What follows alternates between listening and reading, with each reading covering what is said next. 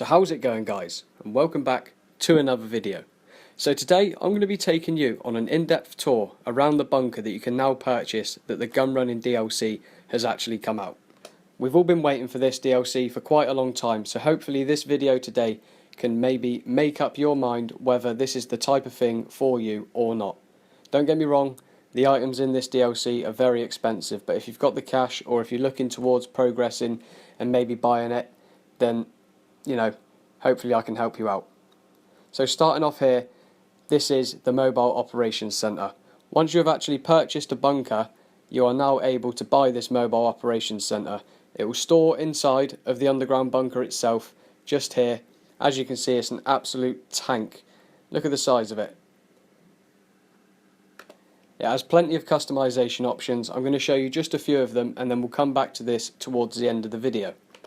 So once you've actually bought yourself the underground base, you're going to go onto the Warstock Cash and Carry website, and it will be right at the top, just here, Mobile Operations Centre. You've got a selection of 2 cabs from the front and 3 bays. You can get the Hauler Custom and the Phantom Custom. I've chose the Hauler. I like the look of it. Some of you may enjoy the look of the Phantom. There's 3 sections inside the back of it where you can store vehicles, upgrade weapons and all that sort of good stuff. But like I said, we'll get back to that towards the end of the video. This video could end up being quite long, so I hope you don't mind. They're not all going to be like this, but seeing as the DLC has just been released, there's quite a lot of stuff to get through. And I want to give as much of an in-depth look around and voice my opinion on how I feel that this DLC has actually turned out. So what we're going to do now, we're going to head to the firing range. Me personally, I bought this just so I could show you what it is inside of the actual bunker itself.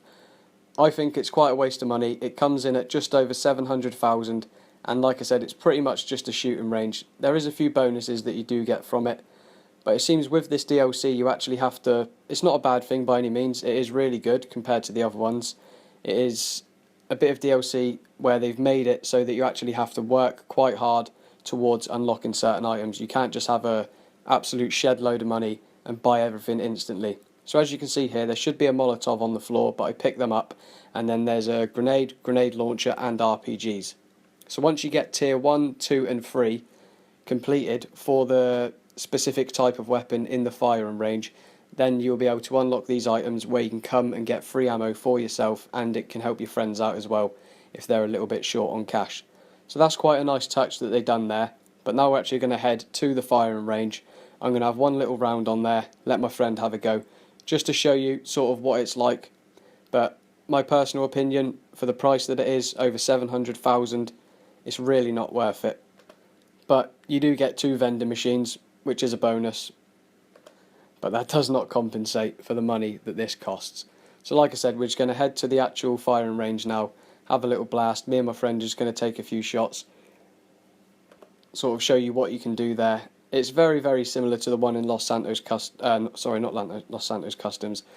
The ammunition shops, you literally go up, load up sort of, it's like a little mini game basically, and you just fire at the targets. You got to try and beat a score, and then if you beat that certain score, you will then upgrade into the 2nd and then 3rd tier of that weapon that you're using, and therefore that gives you the benefits that I just shown you earlier with where you unlock the grenades, grenade launcher, RPGs, so you can actually stock up some sort of ammo for free or potentially help your friends out if they're a bit low on cash, which that is quite a good feature. Like I just said, it's actually really helpful, and it can end up saving you a small amount of money in the long run.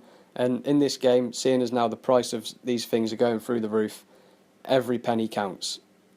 This bunker is quite big, so instead of walking, you do have the option to purchase these buggies. Luckily I bought these buggies so you can get round at a reasonable speed. I think it's just a little bit faster than walking.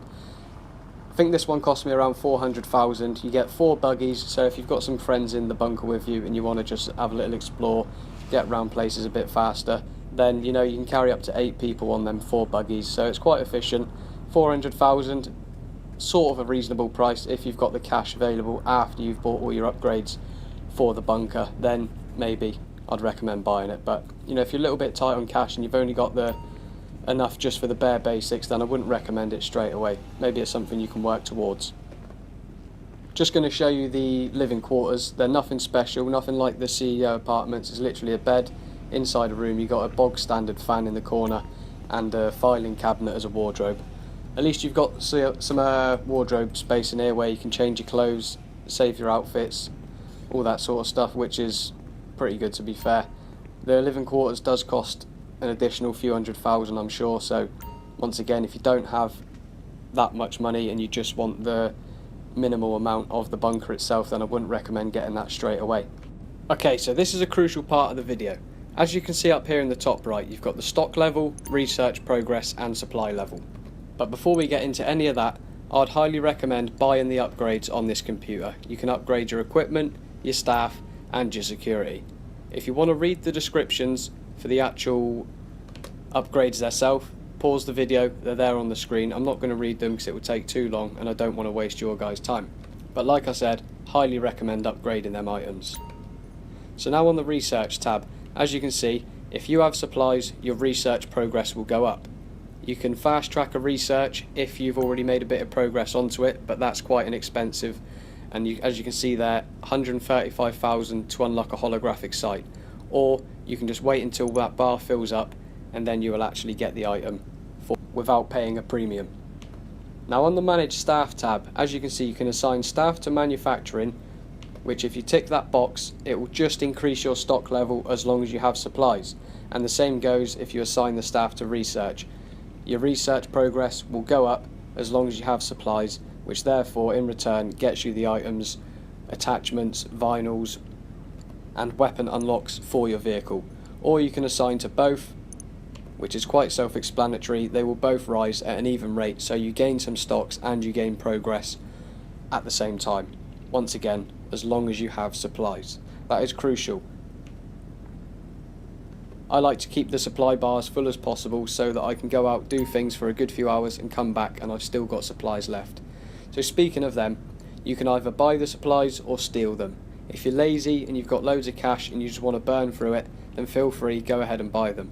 I wouldn't really recommend it. I would recommend going out and stealing them, because then it makes you have to work for your supplies. You've got to go out there, earn them, fight the enemies and actually feel like you're doing something to progress through the game instead of just sat there buying them over and over again and just wasting your cash. And obviously if you steal them, it doesn't cost you anything, so therefore the profit that you get at the end after you're selling your stock is increased because you haven't paid for the supplies. The only time you'll ever spend cash getting supplies is maybe a couple $100 or a couple $1,000 on explosives and ammo, and that is pretty much it. But that happens in Grand Theft Auto. Everyone goes out, uses RPGs, shoots rockets and all that sort of stuff. So I hope I explained that clear enough for you. If you need to listen to it again, feel free, rewind the video, listen to it once more. Hopefully you understand it and it did help you out. This little room that we're driving through is actually where your ammunitions and your weapons will go for your cargo pretty much. So the stuff that you sell will get stored back there until you feel like selling it, and then you'll take that out in certain vehicles and go and sell it to buyers throughout the city. Me personally at the moment, I'm more interested in doing the research because it's a new thing. You can upgrade attachments on your weapons, get different attachments and guns for your vehicles, different skins, liveries.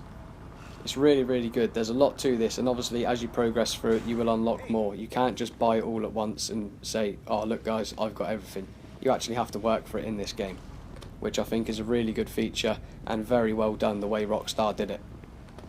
Now we're just going to head into the back of the Mobile Operations Centre here just to show you one or two more things, and then we are going to be at the end of the video. But don't forget to stick about just to make sure that you understand it all, and I've painted a clear picture for you guys so you know what to expect once you actually buy a bunker, if that's what you are going to do, or if this makes your mind up and you don't think it's for you, then you know you haven't missed out on anything and you can be 100% sure about your decision.